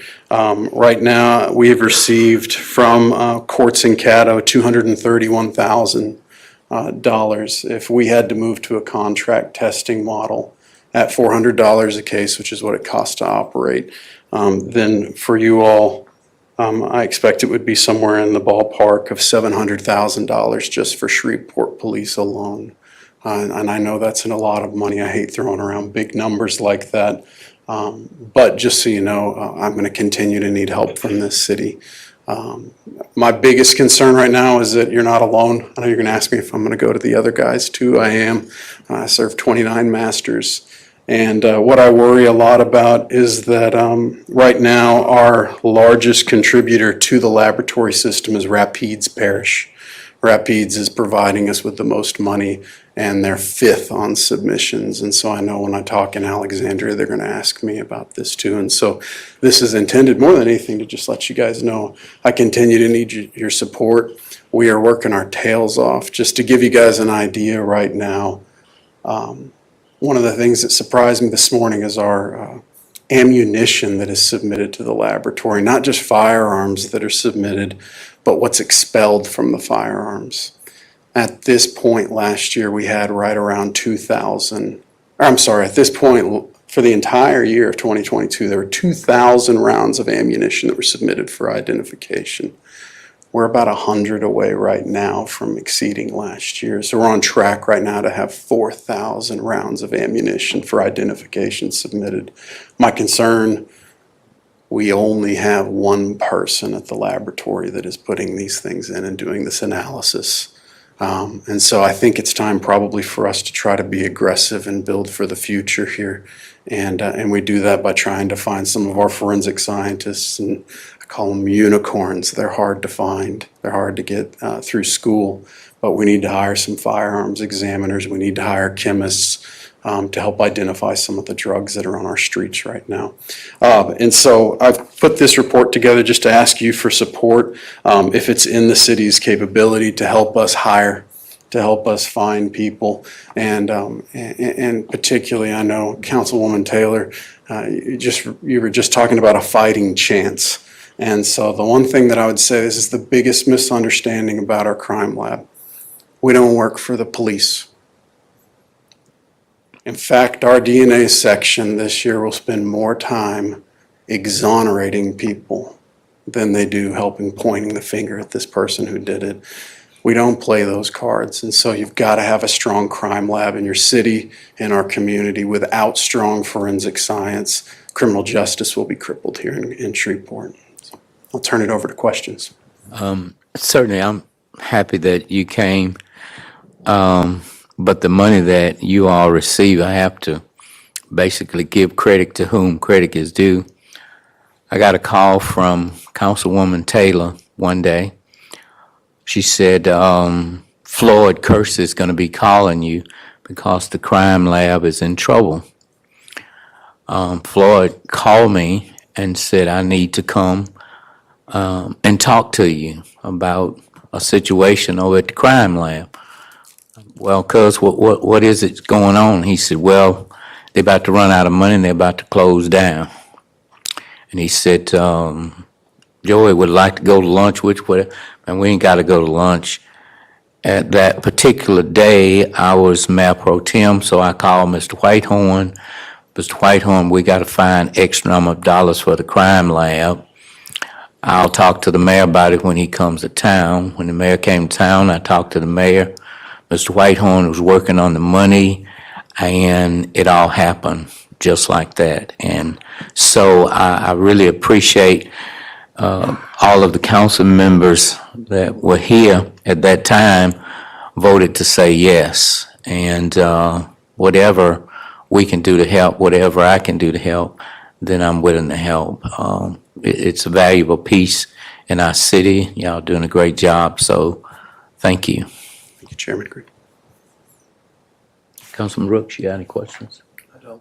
Anyone? Secretary Joe. Yes, sir. Everybody's in a deficit. I mean, we hear every day how many public employees in our services are, not with us, or how many vacancies we have. How many vacancies do you have? If you had the money, could you fund? Let's just say that. Where would you fund the most? I know he's talked about some forensic toxicology and so forth, ballistics. Give me a kind of a snapshot on, if you had the extra money, what would be the priority as far as hiring additional personnel to take care of the workload that Caddo Parish, or actually Shreveport, has put upon you? I appreciate you asking the question, Councilman Talaferro, about possibilities. That's why I took this job. I've been very blessed in my career, and I wanted to come here because of what this is. You have the nicest crime laboratory in the country, and the way it's organized and the way it's kind of governed allows us to really, I think, serve criminal justice to the best of its abilities. I found a document when they built this crime laboratory here with capital outlay funding that it was designed for 126 scientists to be here in Shreveport. These are some of the most highly educated people, not in Shreveport, in the entire state, that do this. Whenever I started, we had 47 employees. And like I said, we were 130% over budget. Right now we have 26. And I will be honest with you, what could I do with this? I'm a forensic toxicologist. I was hired and appointed by my board because of forensic toxicology. I've never gotten to do that for your state. I'm more of a fundraiser for Louisiana. And so I guess you have no idea what I'm capable of doing here if I'm allowed to focus on forensic science. We can recruit the best and the brightest here. This laboratory is a regional outreach, not to North Louisiana, to the entire southern United States. I think realistically, we need to get back up to the 50 range of employees to be extremely effective. And I appreciate that, and I truly believe that fighting crime is it's on many fronts, and we have to confront that crime on every front that it possibly exists. And I'm all about hiring the best and the brightest, because I don't want to hear what somebody else is doing. I want to focus on what we can do. And I know that you play an integral part, in the process of criminal investigation, prosecutions, and so forth. And I do appreciate everything you've done for us. And thanks for your presentation. It's a privilege. Thank you. Thank you. I'd like to share with you guys just one last story, then I'll shut up, I promise. We hire the best and the brightest from all over the country. We had people as far as Alaska work for us. One of my favorite stories is there is a toxicologist we hired. She works for us. She's now fully trained. And she grew up 2 blocks from the crime lab. And whenever she was a little girl, she told her mama and dad that she was going to work at that building when it was getting constructed one day. And so it's not that we're just going out and we're finding people out of them. They're here too, and we're offering them those chances. So thank you very much. Thank you. Anyone else? Mr. Mayor, do you have any awards or recognition of distinguished guests not to exceed 15 minutes? I do not, Mr. Chairman. Mr. Mayor, do you have any other communications relative to city business? No, sir.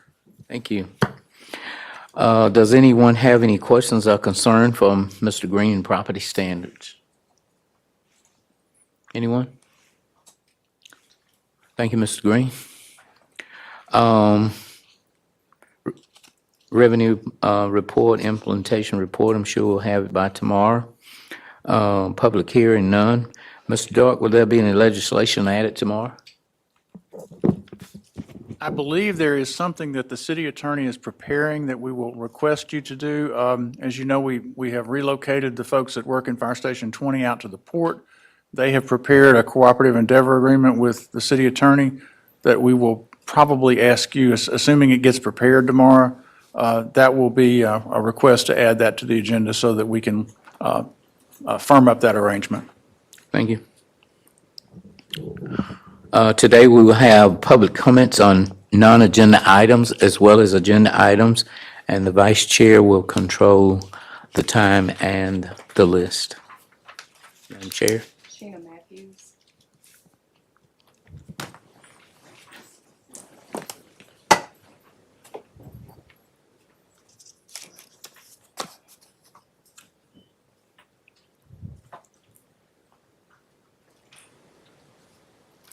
Hi, Ms. Matthews, you have 3 minutes.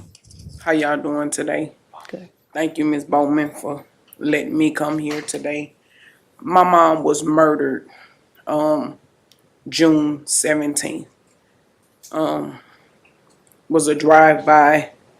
We were outside charging up our phones in the car. And a car came by shooting. That day my mom lost her life. The police came. They would not allow me or any of my children to get in the ambulance with my mom to go to the hospital. They told us that we were a part of a crime scene. Due to that, I haven't heard from Detective DeBello at all. He has talked to my brother, but I haven't heard anything due to the case, or they haven't even came and talked to me. During the investigation, it was 4 people at the house, including my mom when she lost her life. Nobody was interviewed but me. Why, I don't know. It's been very hard.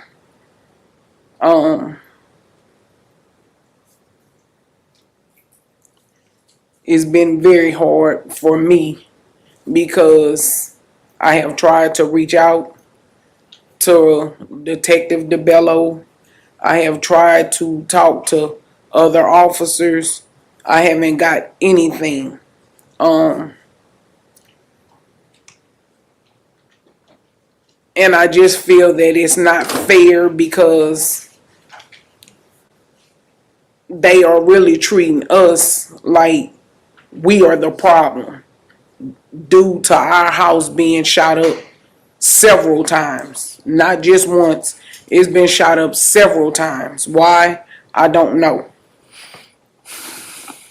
And I'm just trying to figure out, what do I do? What kind of help can I get from whoever? What do I need to do? Where do I go from here? One time they shot our house up. Me and my mom was told several times that the detectives was coming to talk to us. Detectives never showed up.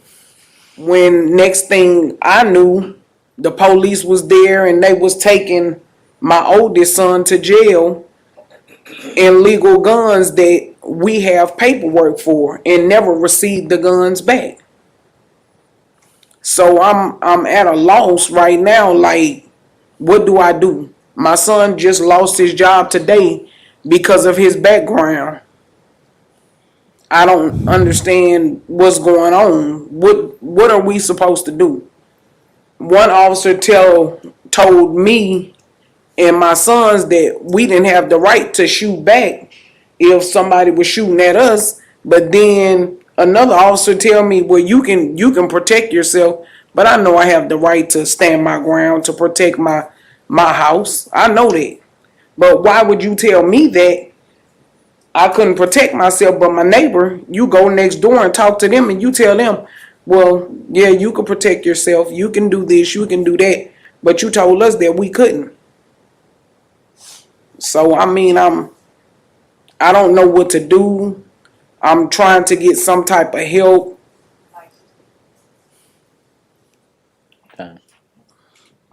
Ms. Matthews, thank you for coming. I asked you to come because I didn't have the answers for you. Yes, And I ma'am. did want to let you know that the city council, we don't manage the police department. Okay. We'll give funding and resources to help them in anything they need. condolences to your mom. I feel really bad. That area is, in my district, is usually really, really quiet. Mr. Mayor, do you have any questions for her? Any answers that you can give her? I don't have any at this time, but I'll be glad to look into it. Okay.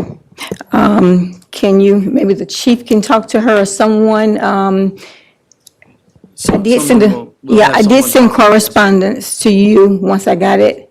Yes, ma'am. I have her number, and someone will get in touch with her. Okay, but we just need to make sure that we don't have to ask people to come down to get help when they go through things. Because guess what? She could respond back, and then we have another shooting. We get another issue. And it's been way too much in my district. And that's why I asked Ms. Matthews to come down, because I did try to send a correspondence to help. That's just me today. If we could stop one rolling shooting, it would help. Yes, ma'am. Condolences Thank to you. your family, Ms. Thank you, ma'am, Matthews. for coming down. Thank you. Yes, ma'am. Ms. Glover.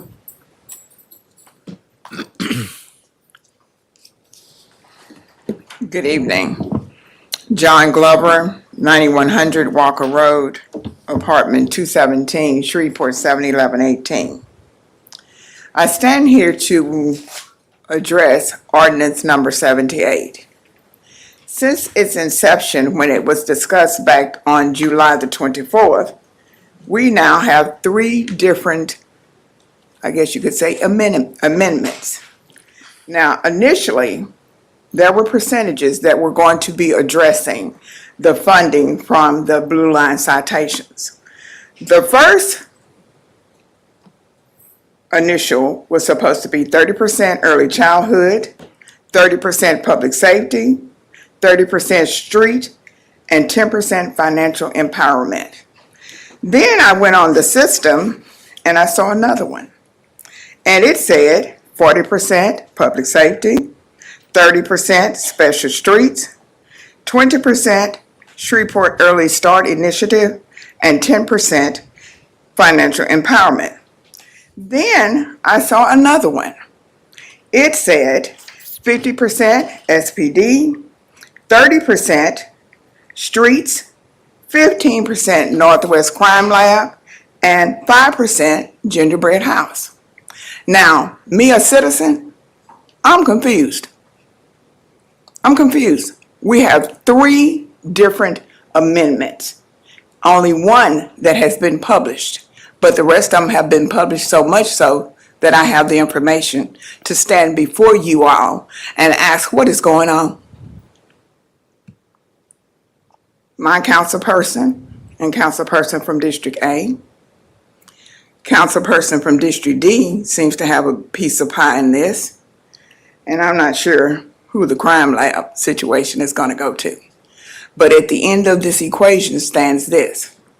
If I'm confused, imagine what everybody else feel like. If we rely on you all to give us transparency, then I don't need to see three different amendments standing here. Well, the first one, it wasn't even an amendment. This is what they actually said was going to be done with those dollars. That was the 30, 30, 30, and 10. Then another one came up. Then another one came up. So what do we do? Ms. Glover, if I'm not mistaken, Madam Clerk, and you can correct me if I'm wrong, 40, 30, 20, 10 was what was on the agenda, am I correct? Yes, ma'am, that's correct. Not on the 24th. Yes, ma'am, it was. I wrote those down myself. That's So what- when did they change? That's what Mr. Dark quoted, but that was on the agenda.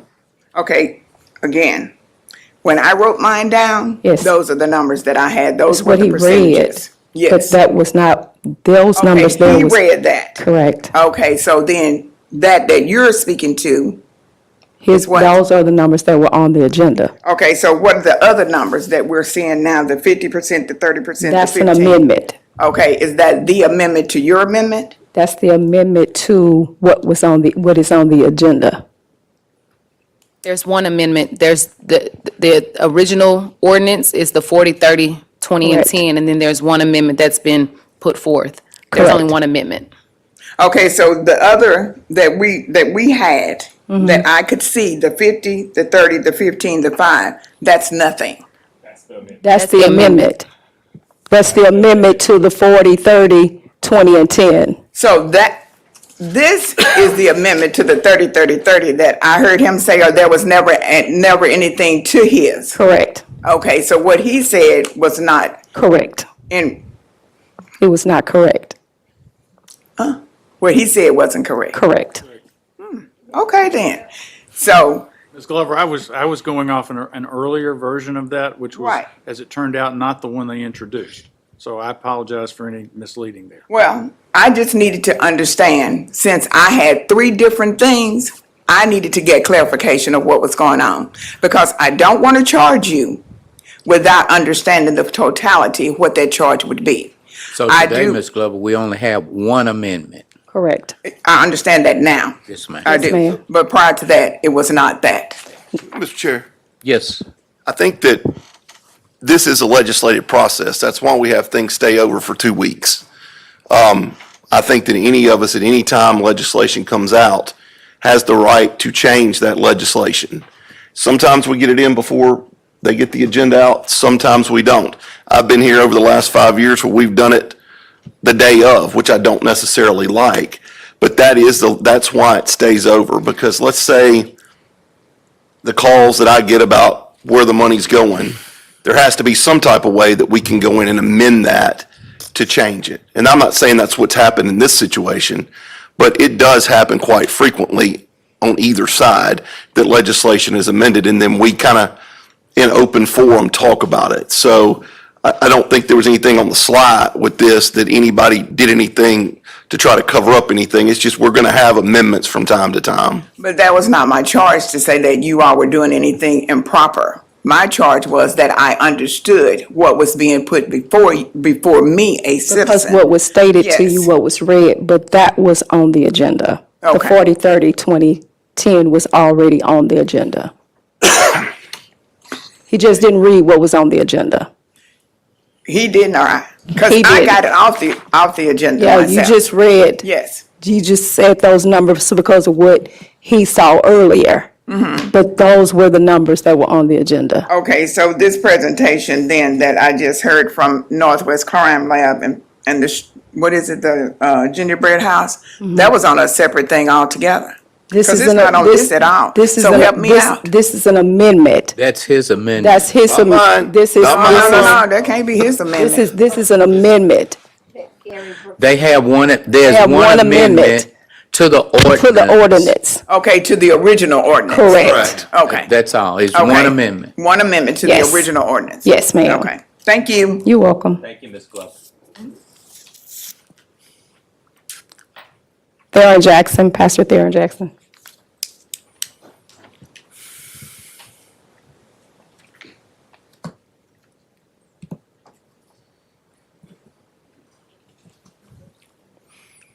That's Jackson. Welcome to the meeting. I couldn't see you. You're so short. I couldn't see you back there. It's been my problem a long time. Theron Jackson, 6001 Foxbrook Circle, Shreveport, Louisiana, 71109. Mr. Chairman, Council, and Mr. Mayor, I wanted to say, just listening, it wasn't really confusing to me at all, because this is an old problem, and that is the problem you deal with: unlimited needs and very limited resources. Unfortunately, very often when we see it happen, it looks like we're pitting one good thing against another good thing and making you choose which good thing is the best thing. I think that ends up in a zero-sum game. Nobody really wins in that situation. I think when we as citizens see you, we feel like if you're really serious about it, then we ought to see these same names come up again when the budgeting process comes around and those kind of things. And so I just, people get a sense that it's political if that doesn't happen again. So I hope that we'll keep the same energy when it's time to really fund these groups and have the opportunity, because unfortunately in politics, there are no I don't like to see winners and losers, but the resources are limited, and you got to make some decisions. I just want to say that I would encourage you to make investments and not just payments. I've shared with the mayor and others that I hear people talk about crime, and I think we got to do it because crime is a right now issue for which you need payments. But so that it's not the issue in 20 years, you need investments. And so I think that investments and policy go hand in hand so that in 20 years, we don't have the same issue. So I would encourage you, and I appreciated the way the original was put together because it did in fact talk about the ECE program and it talked about financial empowerment. I said to the fire chief that I made an analogy just yesterday that everybody's talking about the smoke, but nobody's talking about the fire. And for me, I use that analogy, I should say, to suggest that crime is but smoke. The real problem is the fire, and nobody talks much about that. I shared with the mayor that, people invite me to meetings, talk about crime. I don't even go to those meetings anymore because I don't ever hear the conversation about the fire, which to me is poverty. If you're not talking about poverty, you're not going to do a thing about crime long term. So yes, we have some immediate issues. You need payments for those because there wasn't investments made back some other time. And so I want to recommend to you all that no matter what you do, that a part of what you got to do is that what's happening in our city today is a condition, but what can happen in the next 20 years has to be a mindset. And it takes investments to impact mindset. You got to make payments for conditions. And so I would recommend to you all that as you do this, that you balance that ECE is important, but that financial empowerment center is important as well because the transgenerational poverty has been an issue, and at some point, there's got to be something that happens. I really want to applaud the folks in the city's investment in the Financial Empowerment Center because people will never change poverty if they're not able to have the skills and the tools, and that's what the Financial Empowerment Center does, give them the skills and the tools to deal with the money that they do have. We still know that there's not only wealth inequality, there's income inequality, but to be quite honest with you, I was sharing with one of the people I was talking about today that income is really not an asset, but you use your income to buy assets, and wealth is built off assets and the accumulation of assets. And so if our folks don't speak those languages and talk that language, and maybe that's some of those 3 million words 30 million words that the superintendent was talking about, that changes the game. Because if we don't have that kind of language, that kind of skill, that kind of tool long term, then nothing ever changes. And so I just want to encourage you, to not have a payment orientation only, but to also balance that with an investment orientation so that we can change things long term. Thank you, sir. Ms. Howard?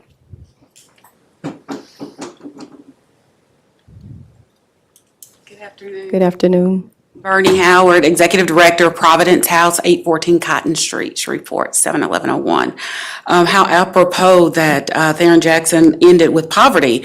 Y'all asked the poverty rate for individuals for 2023 to be considered living in poverty. Your 2023 income, $14,580. For a family of two, that number is $19,720. For a family of three, it's $24,800. And for a family of four, it's $30,000.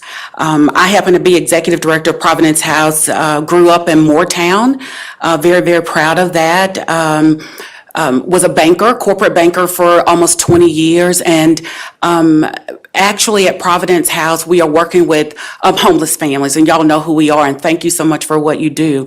But in terms of investment, and we talk about making decisions and making impactful decisions, as part of the Providence House family, we operate a 4-star child development center, and I'm so glad we had a really robust conversation around early childhood education, because when you look at Providence House, we think about homeless families only, but we are rated one of the highest rated child development centers in Northwest Louisiana. We are a 4-star child development center. We are licensed for 39. We are a type 3 child development center. And we take in children who are housed and those children who are homeless, because children are just children.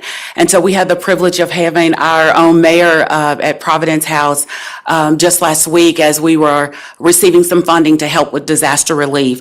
I will tell you, as the manager of a type 3 4-star child development center, if we do not invest in our children, they are our investment, they are our asset. That's where we need to spend our money, and helping families to have conversations around financial empowerment is critical. But if our families can't read, there is no conversation. And if our children don't understand the value of money, if they don't understand the value of education, we take children from 0 to 5. And what we are doing, I have some shameless plug, but maybe not. We will be one of the first child development centers in Northwest Louisiana to be 100% STEAM, meaning science, technology, engineering, arts, and math. We believe that if we begin early, then we can circumvent so many of our families needing the house, and that's what we call it. We don't call it a shelter, but needing the house. And so investing in high-quality early childhood education is the difference, and it changes not just the trajectory of our community, but it changes our conversations. And so instead of talking about crime, and I heard on the news this morning that today was our 51st homicide in Caddo Parish and 49th in the city of Shreveport. We've talked about human trafficking. We've heard from the Gingerbread House.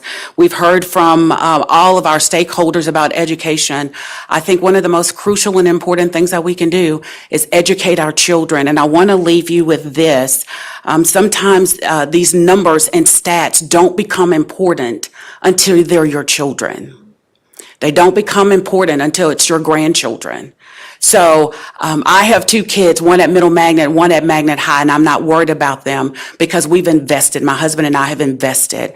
But it's important that I educated right here, Caddo Magnet High School, a degree in microbiology and chemistry, a master's in public policy, a certified nonprofit professional, that I reach back to this same community that raised me at 4130 Forest Oak Drive, a woman of color, to come back and give to my community. And the way that we give back at Providence House is not just give a handout. We don't do that. We do 2 things. We do education and we do workforce development. That is how you break the homeless cycle. And I'm just encouraging us to really invest in our children so that they become our greatest asset. Any questions? Thank you, Ms. I'd Hall. love to leave these handouts for you so you can see what we're doing. Thank you. Just put them over there on the. Okay, thank you very much. Yes, ma'am. Dara Ware, thank you.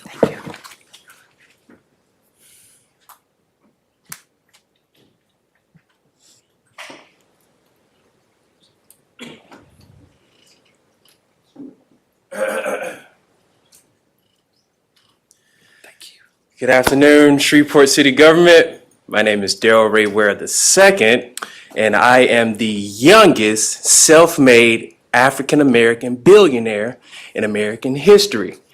I am the founder and CEO of Think Chief. We are Better Business Bureau certified. We provide stories of truth, love, and faith for women of color in the United States of America. Now, Think Chief is currently valuated at $2.695 billion. That is before expenses and taxes. That is by conservative estimates. And by conservative estimates, that puts my net worth in the ballpark of Tiger Woods and Michael Jordan. Why am I telling City Council this? Why am I telling the mayor this? Because I am currently in the process of producing my first short film entitled 28, a short film. My first main actress that I've already cast and have signed on to have as a main actress within my scene, Race Is Not Real, is the one and only Jane Elliott. I've already been in contact with the Louisiana Film Commission, and we've talked about the 40% buyback that I would get back for filming within the city of Shreveport, Louisiana.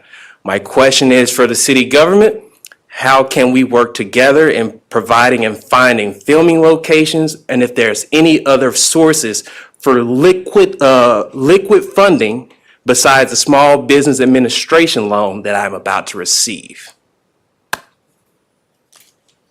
And by the way, we've talked about wealth inequality. I've already committed to signing the Giving Pledge, which was started by other billionaires like me, such as Bill Gates and Warren Buffett. So yes, I am also a philanthropist.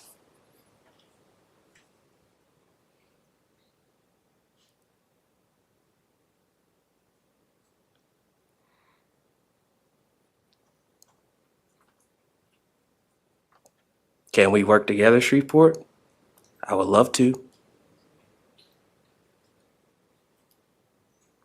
Tom?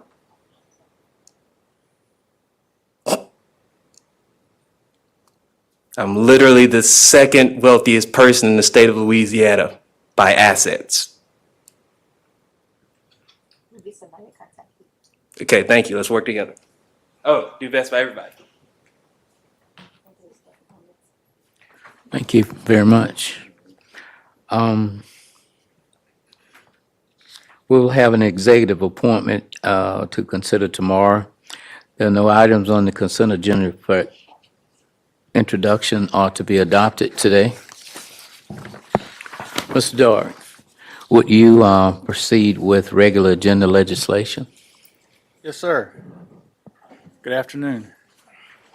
I'm sorry Ms. Howard left before I could say this, but one of my prouder moments when I was on the Providence House Board was us hiring her. She has done a wonderful job, and it was nice to see her. And how much closer do you want it, John? Does this help? Are we better? Okay. Anyway, 166 of 2021 is postponed until the end of September. 104 resolution is accepting the donation from the North Shreveport Business Association Foundation for the piece of property on North Market that's going to become the site of one of the police substations. 105 is granting a variance from the flood hazard ordinance. There's a piece of property in the Island Park subdivision where there are houses all along the street, and the person who wants to build another one wants to build them at the same level as the houses next to him, and this variance is necessary to do that. 106 allows us to assign or approve the assignment of an oil and gas lease that we did earlier in this year. The original one was Cypress Energy Partners. They want to assign it to a different natural gas firm, and you're required to do that in order for it to happen. Are there any questions on any of those items? If not, Mr. Dark, would you proceed with introduction of resolutions not to be adopted prior to June 22nd, 2023? I see there are none. Mr. Dark, would you proceed with introduction of ordinance not to be adopted prior to August 22nd, 2023? Yes, Mr. Chairman. 83 is an amendment that the intention was to appropriate the $75,000 that we're getting from the parish for crime prevention. Talked to Ms. Flemings before the meeting, and we had originally put that money into police overtime. The parish has some other ideas. Before we get 2 weeks from now, we'll work those out and try to figure out exactly where the $75,000 is going. It's going inside the police department. The only question is whether it's all going to people or whether some of it may be going to technology or other programs.